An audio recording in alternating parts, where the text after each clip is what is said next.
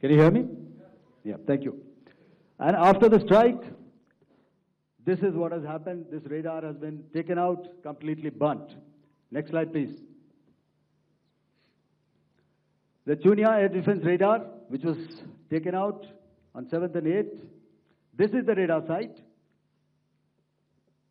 A blown up photograph, once again, on a tower. Not very clear, but what you see very clearly is the after effect after we have stuck. The radar head has been completely decapitated. Next slide, please. Arifwala air defense radar. In this complex, you see how it looked before, blown up image, and after really blown up. Next. Now coming to Sargodha airfield. Remember, this is one of their important airfields wherein they have a lot of assets, F-16s, other assets which they keep getting, training institutes. And we have stuck this airfield.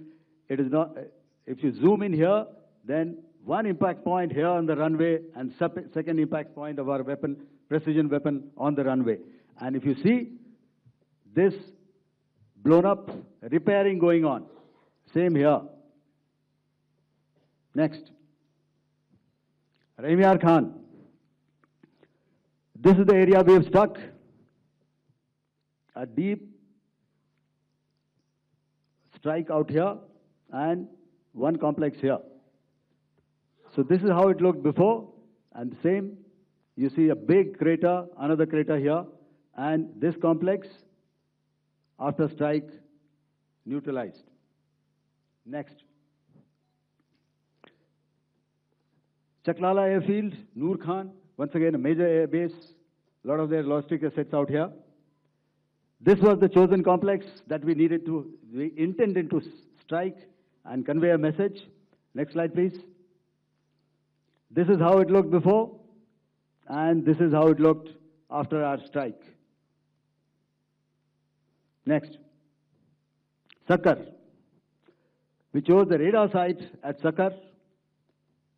This is the radar site, and after it was struck, this is the aftermath, completely burnt out.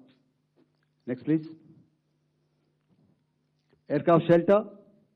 This is how it looked before the strike, and this is how it looked after the strike. The roof of the buildings completely caved in and burnt. Next. Ballari airfield, aircraft hangar.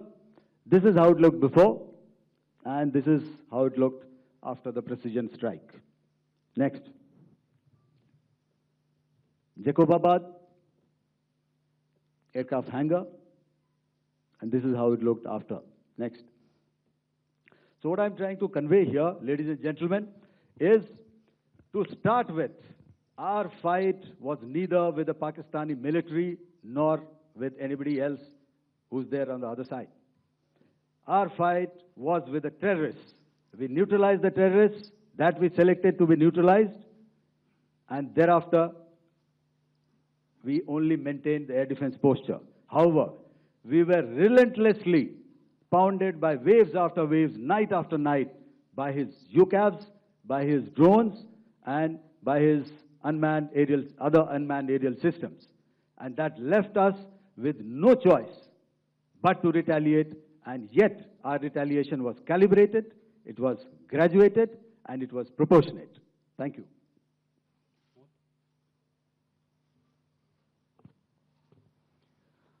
Good evening, ladies and gentlemen. In the aftermath of the cowardly attacks on innocent tourists at Pahalgam in Jammu and Kashmir by Pakistani-sponsored terrorists on 22nd April, the Indian Navy's Carrier Battle Group, surface forces, submarines, and aviation assets were immediately deployed at sea with full combat readiness in concert with the Joint Operation Plan of the Indian Defence Forces. You may be aware that we tested and refined tactics and procedures at sea during multiple weapon firings in the Arabian Sea within 96 hours of the terrorist attack. The aim was to revalidate our crew, armament, equipment, and platform readiness to deliver various ordnance on selected targets precisely. Thereafter, our forces remained forward deployed in the Northern Arabian Sea in a dissuasive and deterrent posture with full readiness and capacity to strike select targets at sea and on land, including Karachi at time of our choosing. The forward deployment of the Indian Navy compelled Pakistani naval and air units to be in a defensive posture, mostly inside harbors or very close to the coast, which we monitored continuously. The Indian Navy maintained seamless maritime domain awareness throughout the duration and was entirely aware of the location and movement of Pakistani units. In effect, we had and continue to have good battle space transparency using our maritime domain awareness grid. As you are aware, our response has been measured, proportionate, non-escalatory, and responsible from day one.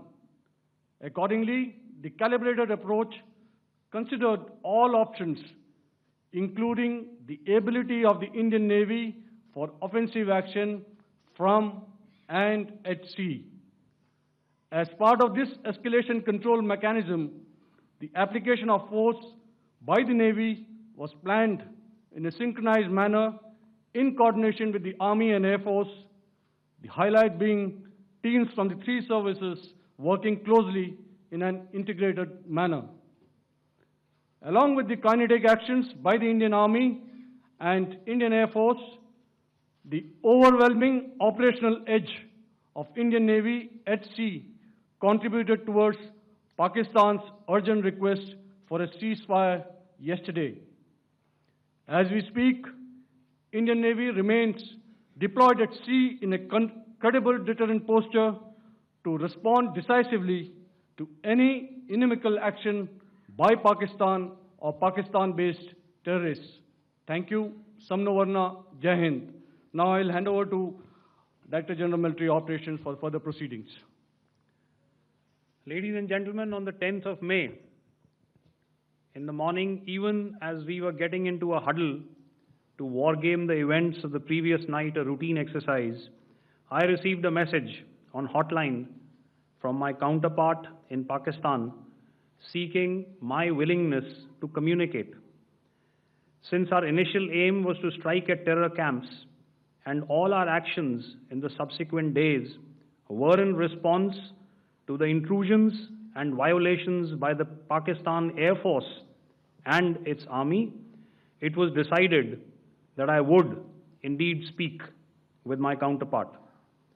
You are already aware, I've seen it being covered on national television, that my communication with the Pak DGMO was conducted at 15:35 hours yesterday and resulted in cessation of cross-border firing and air intrusions by either side with effect from 1700 hours, 10th of May, after he proposed that we cease hostilities.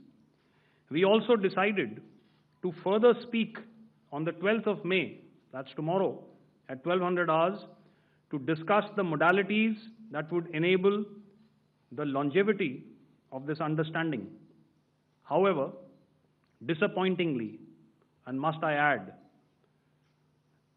expectedly, it took only a couple of hours for the Pakistan Army to violate these arrangements by cross-border and across the line of control firing, followed by drone intrusions across the expanse of the Western Front through last night and in the early hours of the morning today. These violations were responded to robustly and dealt with as they must be. We have earlier today sent another hotline message to my counterpart highlighting these violations of the understanding between the DGMOs on the 10th of May and our firm and clear intent to respond to these fiercely and punitively, if repeated tonight, subsequently, or later. In this regard, I must inform all of you that the Chief of Army Staff has earlier today conducted a security review and has granted full authority to our Army commanders for counter-actions in the kinetic domain in case of any violation by Pakistan. In the end, I pay my solemn homage to my 5 fallen colleagues and brothers from the armed forces and civilians who have tragically lost their lives in Operation Sindoor. Our hearts go out to the bereaved families, and we express our solidarity to them in this lifetime and beyond, at this grave juncture in their lives.